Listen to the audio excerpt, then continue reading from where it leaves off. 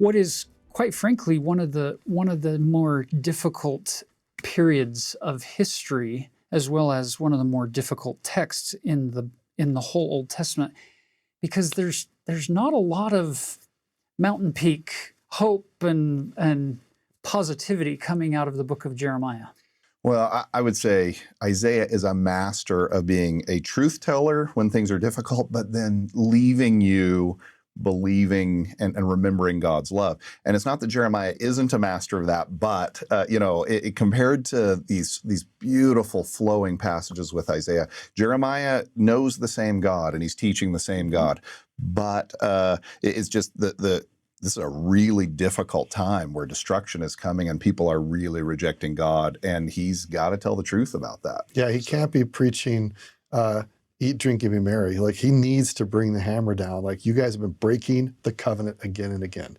Which is a significant thing, that he's now in Jerusalem, where Isaiah had been, but he's roughly 100 years later, and we're getting that much closer to the Babylonian captivity and exile. So the people have gotten that much more rebellious. If you think of the famous time for Latter-day, or infamous time for Latter-day Saints, when a group of people decides to murder Joseph Smith and Hiram, this is this kind of a time. They are going to try to kill Lehi. Mm-hmm. Lehi's own children, influenced by this kind of thinking, is going to want to murder Lehi and Nephi.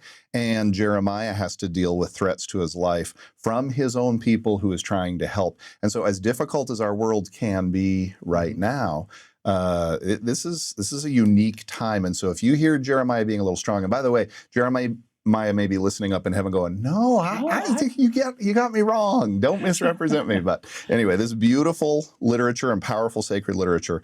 And if we're not back next week, maybe it's because people didn't like the way we taught and they treated us like they tried to treat Jeremiah. Good.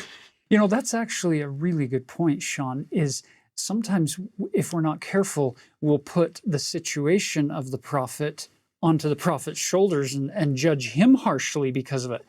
Jeremiah, the man, he's amazing.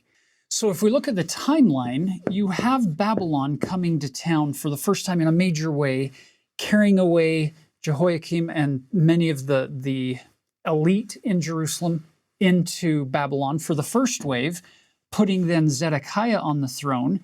And then a few years later, 587, 586, they come and carry away the rest of the group captive, destroy the temple, destroy the city. It's terrible.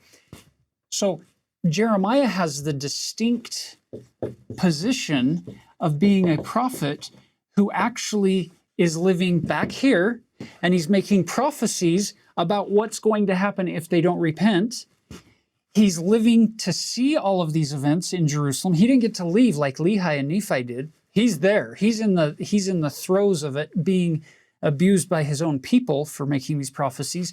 So he gives you the prophecies, he lives through them, and he's seeing the aftermath of all of these events. It's the before, during, and after prophet. It's quite unique.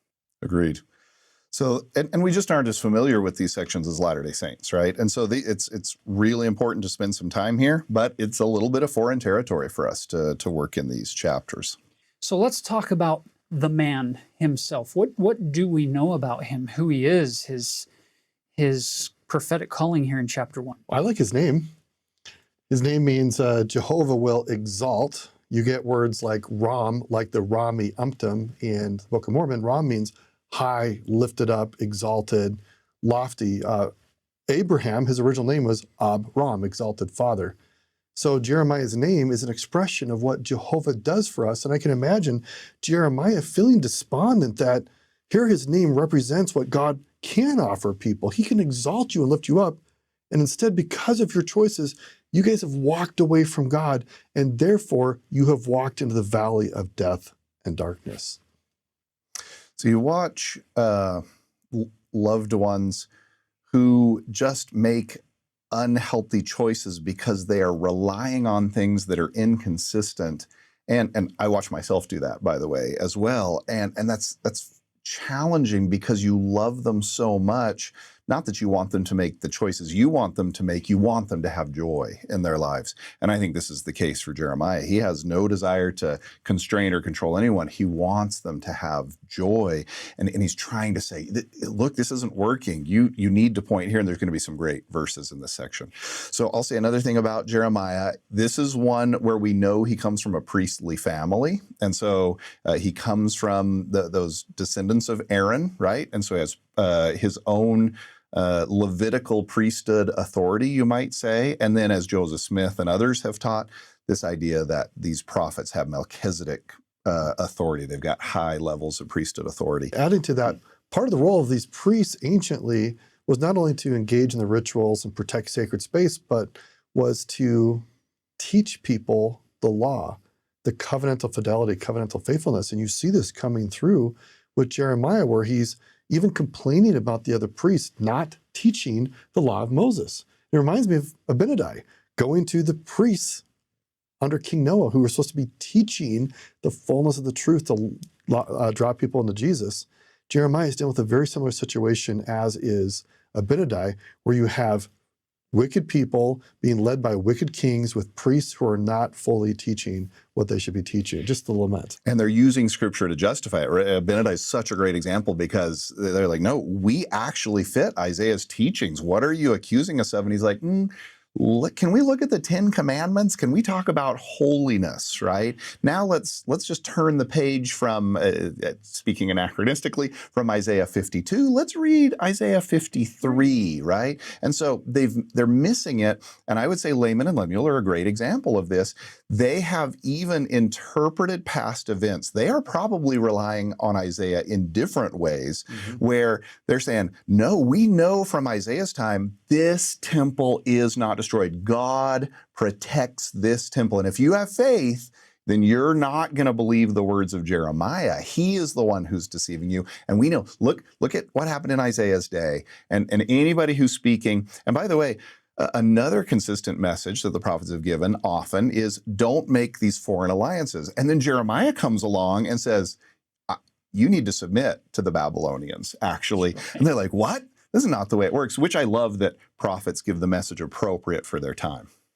That is such an important thing of when you're following God's prophets, you can't follow the prophets from 50 years ago, or even if the prophet has changed the direction for whatever reason, you can't follow the prophet of 10 years ago. We're right behind the prophet currently. And so this idea of even Laman and Lemuel saying, you, Nephi and Lehi, you're the bad ones because you're speaking evil against the Jews in Jerusalem and the temple, and calling on Isaiah. They were under siege from Assyria, an extremely powerful empire, and God delivered them. So yeah, Babylon could come and siege us, and we have the temple, we have the presence of God. So you're bad because you're showing no faith in God. So they're hearkening to an older prophet rather than the current prophet. Let me add one other thought that may be helpful for us as Latter-day Saints as we read the Bible. We sometimes superimpose our own experience in the organization of the church today on what's going on then. And there's some distinctions there that we may not be able to see perfectly or understand perfectly what's going on. But our prophet today, President Russell M. Nelson, is prophet and high priest, right? He is the institutional head and the prophetic leader, right? But in those times, under this Mosaic covenant, you have a high priest that is a different figure typically than the prophet. And prophets, at least as far as we can tell, they are doing really important things and they're understood in society, but they sort of stand a little bit off to the side. And so it's not exactly the same thing as going, wait, I know that institutional head and I can see that clearly. Others are going to debate, well, is Jeremiah saying the right thing or not saying the right thing? Jeremiah, a little bit different. He'd be looked at like as a detractor. Because, well, he's not part of the institutional leadership. He's not the king. He's not the high priest. And what he's saying is negating what they're teaching. So he is weakening the hands of the defenders of Jerusalem. And therefore, he's a threat to our nation. And therefore, we should execute him. This is Lehi's situations too, which comes down to how do you recognize who is a true prophet? And there's a couple of important tests you can run. Do you feel the Spirit? Do what they teach lead you closer to God? Very specific things. Article of Faith 13, right?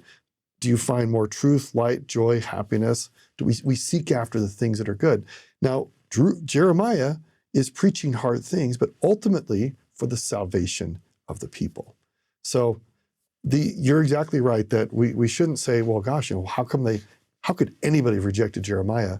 It wasn't completely cut and dried anciently about who was speaking for the Lord. Well, for some people, they got themselves confused because they didn't run their proper tests and they were too wicked and their ears got stopped up. Yeah. So let's jump in, chapter 1, to this prophetic call. As Shon mentioned, him starting out as a priest and then taking on this different role as a prophet of God.